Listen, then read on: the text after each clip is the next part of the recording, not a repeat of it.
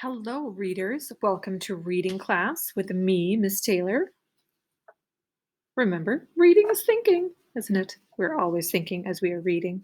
So, second graders, let's keep this in mind as we talk about the end of chapter 1 of King Arthur and the beginning of chapter 2. So, we know that reading is thinking. There's so many things going on in our brains as we are reading. So, we're going to talk about some of the things we're thinking about today. And for reading class, you will need your King Arthur book and your packet. And I thought it would be prudent for us to talk about, so last time we finished up chapter 1, where Arthur becomes king by pulling the sword out of the stone. So at the end of the chapter, Merlin gives a prophecy, which is kind of a telling of the future. And Merlin says, "Many who scorn you soon will serve you." No, let me try that again. "Many who scorn you will soon serve you. Many called friends will one day be enemies. Yours is a time of wonder, a time of triumph, a time of magic.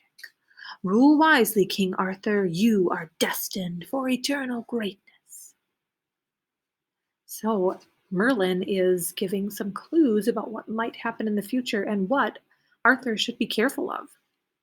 So it says Merlin seems to be praising Arthur, seems to be saying, "Good job. You're going to have a great time," but also warning him. What is Merlin warning him about? And there's a couple things that I thought of. You might have some other ideas because each of you as readers comes up with your own connections and your own your own thoughts as you're reading. But I was thinking he's kind of telling him to be careful who you trust. He's like, well, many of your friends will soon be enemies. But this one, he's kind of saying, well, many of your enemies will become your friends. Many who scorn you will serve you. Many that you think are your friends will actually be your enemies. So to me, he's kind of telling him, be careful who you trust. And also, I feel like he's telling Arthur, well, actually, here's our text evidence right there. He's telling him to rule wisely, to use wisdom. So maybe not just to do whatever he thinks he should do right away without thinking much. He should really kind of be careful, be thoughtful, use wisdom. So kind of maybe use temperance too. Sometimes if we just do what we think right away without really thinking about all the different things that could happen, uh, that has to do with kind of using our temperance and our self-control. So using wisdom, using temperance, being thoughtful about choices and decisions. What do you think? You let me know and send me some other things that you thought here in Google Classroom. You can share those with me. Okay, number 13 says, what do you think is the most important event in the chapter? And for me, as I think about chapter 1, I'm kind of thinking the most important thing is that Arthur pulls the sword out and becomes king. And my reason for that, it's always prudent to have a reason behind your thinking, is that the whole book is about his adventures as king. If Arthur hadn't pulled the sword out and became the king, well, then we couldn't have the whole rest of the book. But again, if you have some other things that you think is the most important thing, share them with me. And sometimes this is kind of a tricky one when we're talking about what do you think is the most important event? It's kind of like if someone were to say, well, you just read chapter 1. What was it about? And if you had to try to tell them what it was about in just one sentence, it would probably have to do with Arthur pulling the sword out of the stone. It's the title of the chapter, right? So a lot of times the title of chapters give us an idea about what is the most important thing that's going to happen in that chapter. So this chapter was called The Sword and the Stone because Arthur pulls the sword of the stone out and becomes the true-born king of Logres. So maybe you can start predicting, what about this chapter? It's called Excalibur. I mentioned a little while ago, this is the name of Arthur's sword. So perhaps the most important thing that's going to happen in this chapter has something to do with Arthur's sword named Excalibur. All right. And the last question that we worked on the other day was, after reading chapter 1, what is one question or wondering you have for chapter 2? And we know that is another thing that good readers do, that thoughtful readers do. We ask questions and we wonder about things. So now that we've read chapter 1, a couple things I'm thinking. You might be thinking differently. That is totally cool. I'm thinking, well, where did Merlin go? He's like, many who scorn you soon will serve you. Many called friends will one day be enemies. And then he's gone. I'm like, well, where's Merlin? So my question, where did Merlin go? And will Arthur rule wisely? Is he going to be a good king? Is he going to be a good leader? I have a feeling he's going to try for sure, but he's going to have some challenges, isn't he? And we know that from Merlin's prophecy. All right. Speaking of questions, we have a few other questions I would like you to think about as we carry on reading King Arthur. So let's think about, what virtuous or unvirtuous choices do the characters make?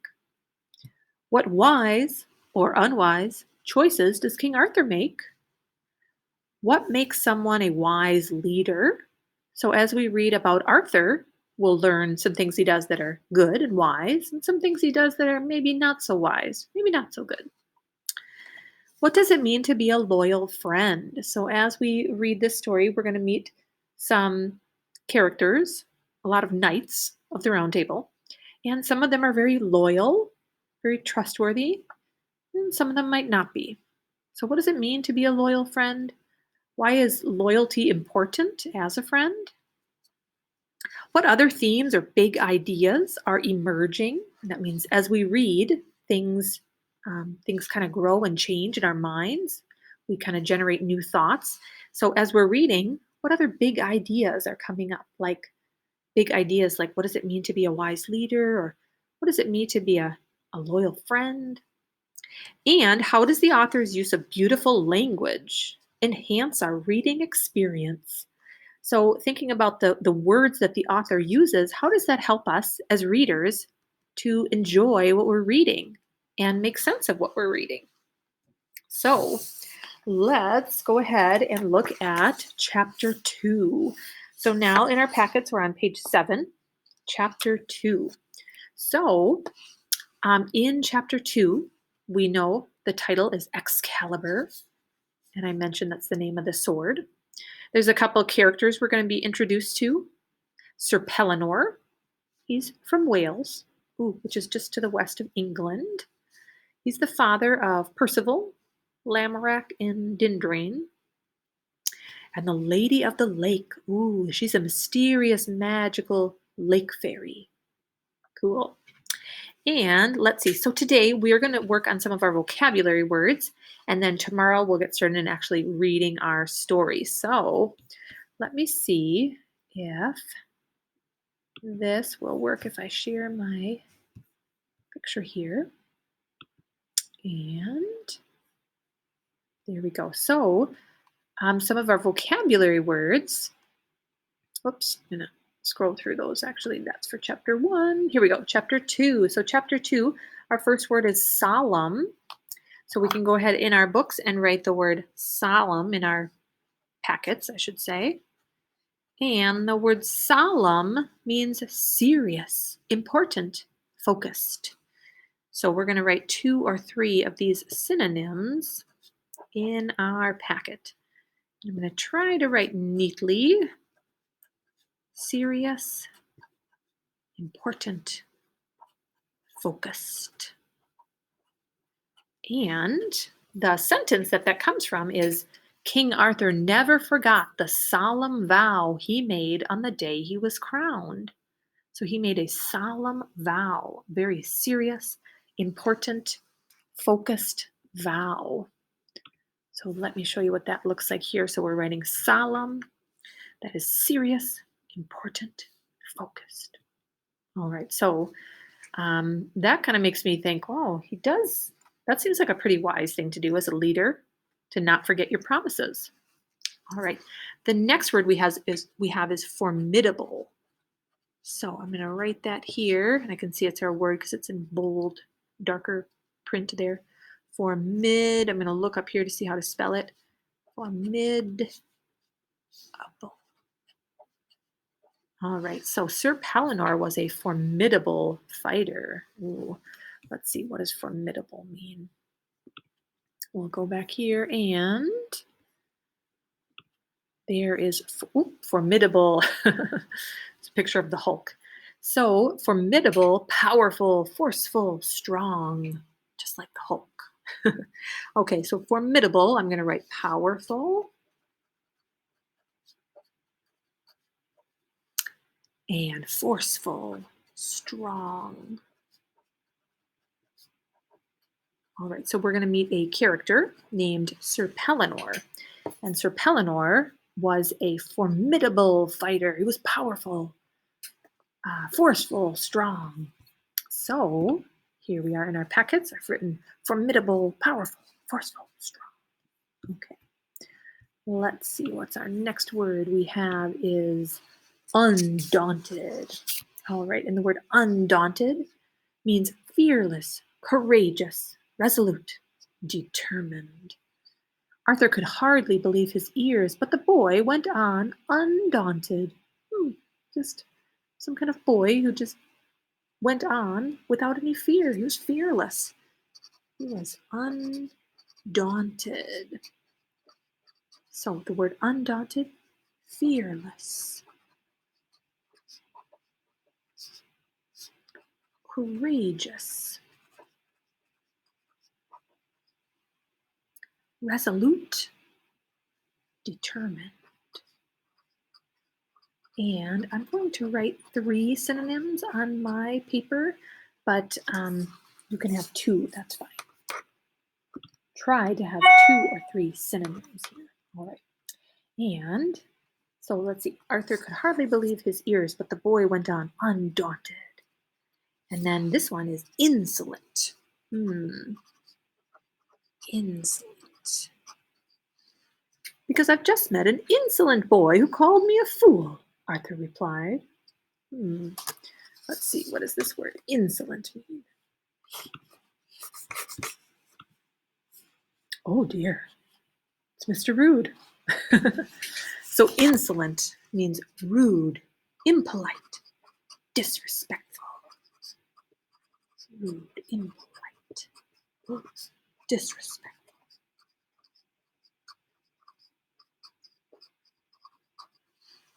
Alrighty, so, oh dear, being rude to the king doesn't seem like a very good idea. All right, so we have insolent, rude, impolite, disrespectful. And we just have a couple more to go. And second graders, I think what I'm going to do, I'm going to pause the video here because it's getting a little bit long.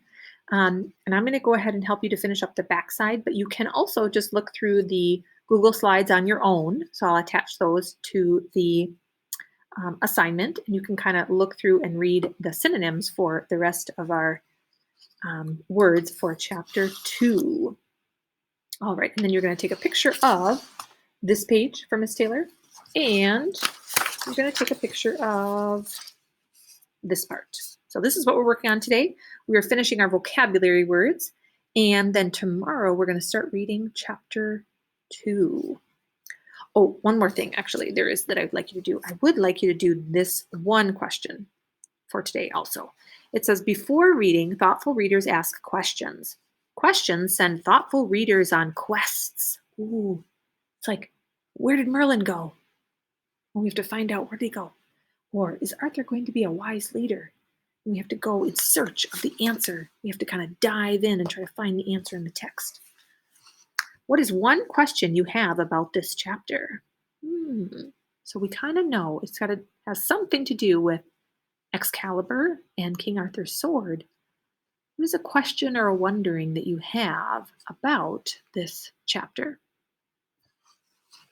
One question I'm wondering, and your question can be similar or very different.